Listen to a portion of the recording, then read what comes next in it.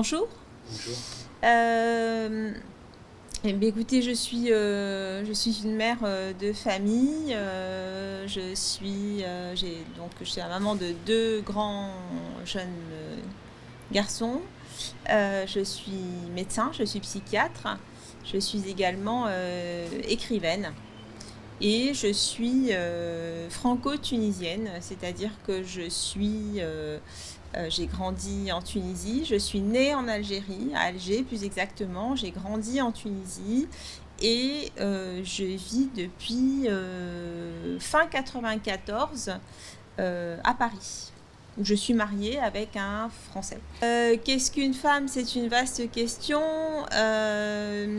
C'est d'abord un petit peu plus que la moitié de l'humanité. C'est un individu qui est constitué d'émotions, de cellules, de corps, d'esprit, d'intelligence, comme tout autre individu, donc comme les hommes, et qui occupe un statut particulier dans la société aujourd'hui, qui est celui de l'inférieur à l'homme, qui lui donne du fil à retordre dans un certain nombre de situations.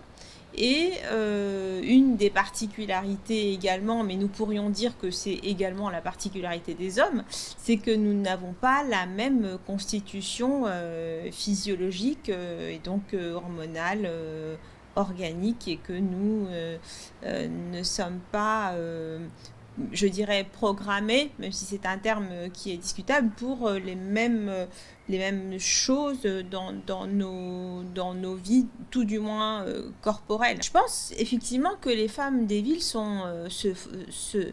comportent, vivent de façon totalement différente de celle des femmes des campagnes. Mais ça dépend ce qu'on appelle ville et ça dépend ce qu'on appelle campagne aussi. Donc il y a les très grandes villes avec la pression des très grandes villes.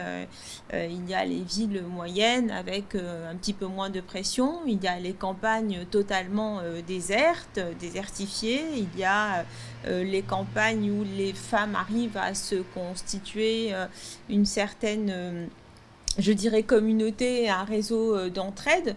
En revanche, je pense que les mêmes sont soumises exactement aux mêmes formes d'injustice et de violence sociale. Si je pense qu'il y a une différence, je pense qu'il y a une différence dans l'accomplissement des tâches, dans la répartition des tâches, dans la façon de se percevoir, dans la façon de se soumettre à certains dictates qui sont différents selon que l'on vit à la ville ou à la campagne.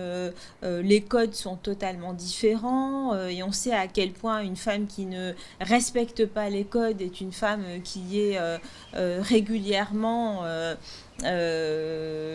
cataloguée, qui peut être critiquée aussi. Donc oui, nous sommes soumises en fait à des dictates qui sont supposés devoir être respectés, mais je pense qu'ils ne sont pas les mêmes. Une femme arabe en France aujourd'hui est une femme aujourd'hui nous sommes donc fin mai 2021, après un certain nombre d'années de grands débats géopolitiques et de grands débats identitaires. Une femme arabe en France est une femme qui est un petit peu déchirée entre la nécessité ou le besoin, pas la nécessité, le besoin de garder une partie de son passé, de ce qu'elle charrie en termes de culture et de civilisation, et de ce dans quoi elle a grandi, euh, Je parle en particulier de ceux qui sont nés ici, et je ne parle pas de moi, parce que moi je ne suis pas née ici, moi je suis une émigrée, donc j'ai appris, je suis arrivée, j'ai appris des choses que mes congénères qui sont nés ici connaissent et qui sont nés avec. Écrire un livre, c'est toujours poser les idées pour les mettre un petit peu plus en ordre que ce qui vous bouleverse dans votre vie. Il y a de très nombreuses questions qui m'ont beaucoup bouleversée depuis que je suis arrivée ici, parce que je me suis confrontée à de très nombreux préjugés, non seulement à titre personnel, mais à travers mes patients. Et donc, ce sont des questions qui sont beaucoup d'ordre émotionnel ça a nécessité que je mette les choses sur le papier, mais ce livre aussi avait pour objectif d'être d'une certaine façon le porte-parole de certaines personnes qui n'avaient pas la possibilité de s'exprimer. Mais également, je voulais, comme très souvent, et c'est un petit peu le fil conducteur de tous mes travaux et de toute ma démarche, je dirais, de pensée, qui est celle d'aller au-delà des préjugés. C'est-à-dire que j'aime bien lever certains tabous pour que les choses soient plus claires et que le dialogue soit plus fluide et qu'on s'apprécie, qu'on se comprenne mieux. C'est la base même de mon métier de psychiatre, le dialogue. Et donc, je comprends, je sais à quel point se parler permet de se comprendre et de se respecter. Et j'ai trouvé qu'entre les deux rives de la Méditerranée, entre le nord et le sud, il n'y avait pas suffisamment de dialogue, je dirais, collectif. Donc je m'y suis mise de façon individuelle, en prenant à la fois ma casquette d'une citoyenne tunisienne arrivée en France, donc une immigrée en France, et en prenant ma casquette de psychiatre, qui est une façon de rentrer dans la pensée des Français, un peu, d'une certaine façon, en tout cas dans l'imaginaire collectif des Français, et donc de mettre tout ça à plat, pour dire à quel point, en réalité, on se ressemble, et à quel point toutes ces invectives sont inutiles et stériles, alors qu'on se connaît depuis très longtemps, qu'on vit ensemble depuis très longtemps, et que nous passons beaucoup de temps à nous démolir, alors qu'il y a énormément de choses à construire. Ce que j'ai voulu dire par la notion de liberté, c'est que, effectivement, le fait d'écrire, c'est une certaine forme de conquête de liberté, qui est très difficile, qui est extrêmement difficile à assumer, puisque de toute façon, vous, à un moment ou à un autre, vous exposez vos idées aux autres. Mais ça signifie aussi que, à partir d'un certain moment, j'ai senti qu'il y avait, en France ou ailleurs, ou en tout cas dans l'atmosphère générale, un poids conservateur, identitaire, qui poussait à l'autocensure. Et donc, il y avait des choses qui étaient difficiles à dire sur soi. L'autocritique est toujours beaucoup plus facile que la critique, plus difficile, pardon. L'autocritique est toujours beaucoup plus difficile que la critique. Et donc, s'autoriser cette liberté de l'autocritique était nécessaire, mais était difficile aussi. En fait, je pense que la découverte d'un individu ou de quelque chose de nouveau donne toujours un petit peu les mêmes sensations. Mais plus encore, je dirais, lorsque l'on a cette relation très forte et très particulière avec la France. Les pays du Maghreb et la France ont une relation très très particulière. On disait avant d'amour-haine, c'est une expression à laquelle j'adhérais et à laquelle je n'adhère plus du tout. Ça a été une découverte dans le sens où j'idéalisais énormément ce pays, et en particulier au niveau intellectuel. On a grandi avec l'idée que l'instruction, la connaissance, moi j'ai grandi dans le Sud avec cette idée selon laquelle l'instruction, la connaissance, le siècle, enfin les Lumières étaient omniprésentes en France, ce que je n'ai absolument pas trouvé en réalité.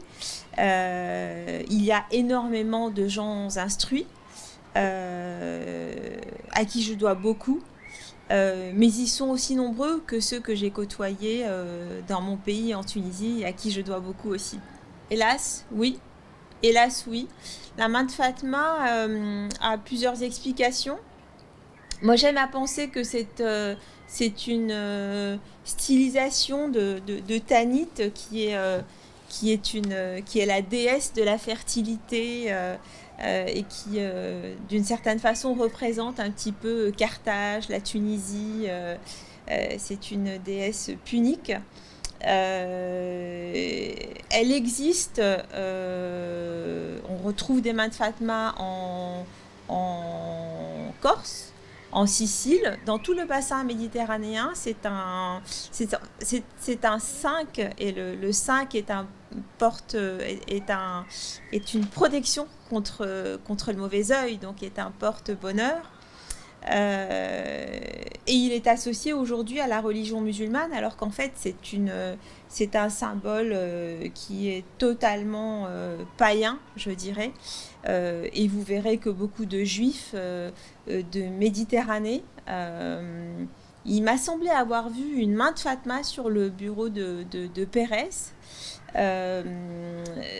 Donc la main de Fatma n'est pas un symbole religieux.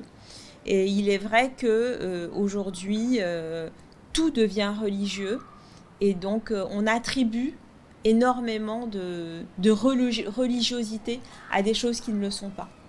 Et le sexe dans tout ça, c'était une façon de dire à quel point il y avait aussi des préjugés au sujet de la sexualité des Maghrébins, et que les Maghrébins avaient beaucoup de préjugés sur la sexualité des Occidentaux.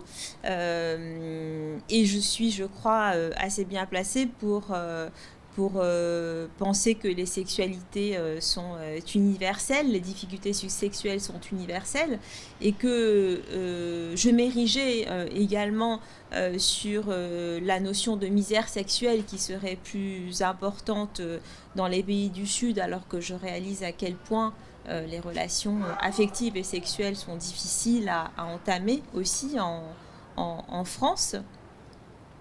Il y avait également la question des idées reçues sur, en particulier, la sexualité féminine et des Occidentaux qui ont une vision encore un peu, je dirais, orientaliste. Ça commence à disparaître, mais un peu orientaliste au sens exotique du terme, de la sexualité féminine maghrébine.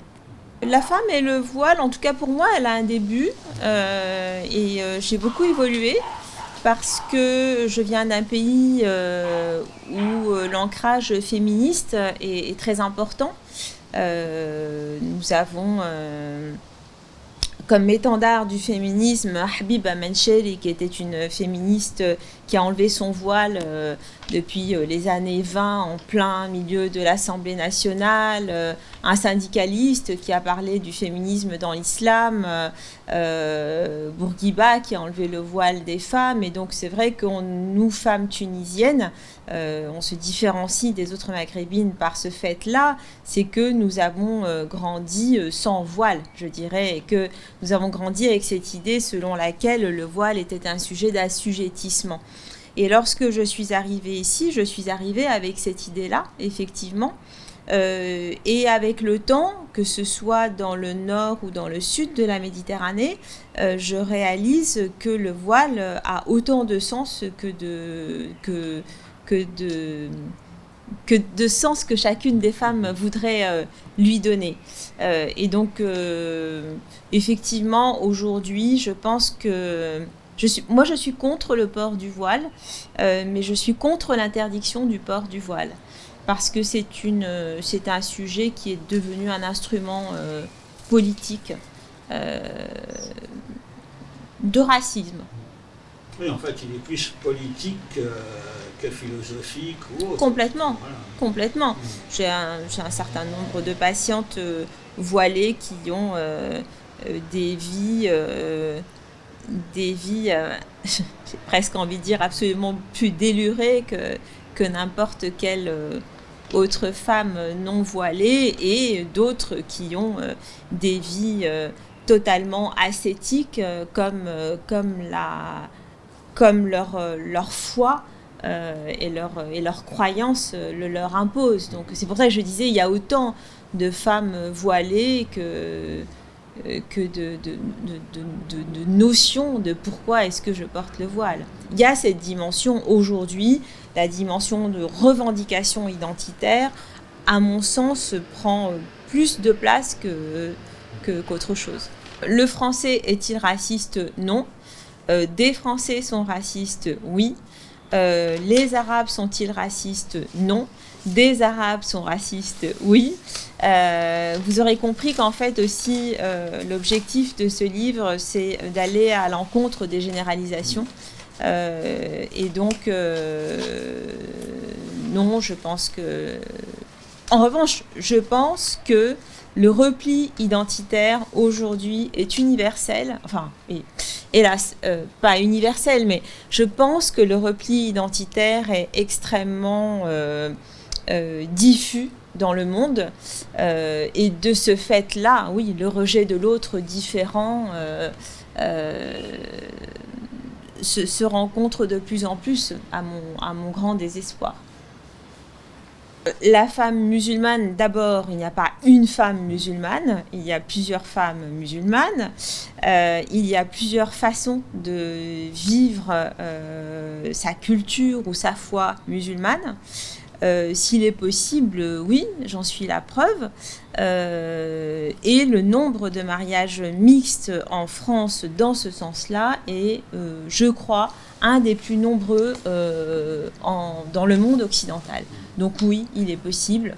Et a priori, il se passe de la même façon que d'autres mariages mixtes. On ne se pose pas la question de mariage. Si on reste sur la question religieuse, on se pose beaucoup moins de questions sur les mariages chrétiens hindous, par exemple, que sur les mariages chrétiens musulmans.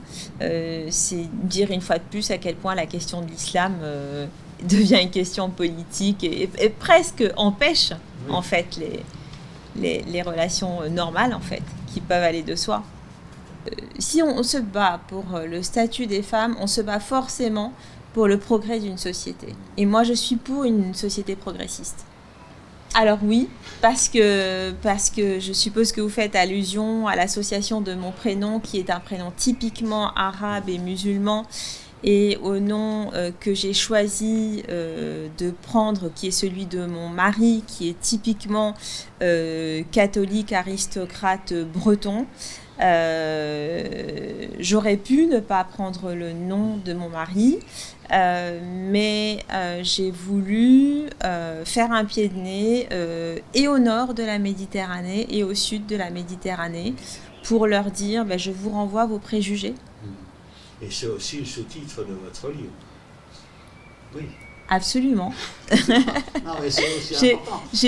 Absolument. Au-delà des préjugés, ça veut dire ce que ça veut dire aussi. Ça veut dire effectivement que lorsqu'on me rencontre et qu'on voit mon nom à plusieurs reprises et qu'on se dit mais qu'est-ce que c'est que ça, c'est un pseudo, eh bien je leur dis non, ça n'est pas un pseudo, c'est une réalité. J'ai même 2 enfants qui prouvent que c'est une réalité. Ok, merci beaucoup Fatma Boubey de la Maison. Merci beaucoup.